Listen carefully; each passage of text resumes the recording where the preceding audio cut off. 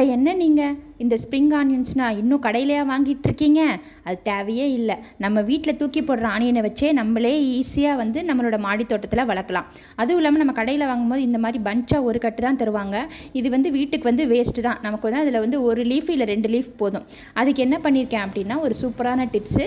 நம்ம வாங்குகிற ஆனியன்லேயே இந்த மாதிரி ஒரு 2 வெங்காயம் வந்து வீணாக அழுவி தான் போயிருக்கும். அது வந்து நம்ம தூக்கி வேஸ்ட்டாக தான் போடுவோம்.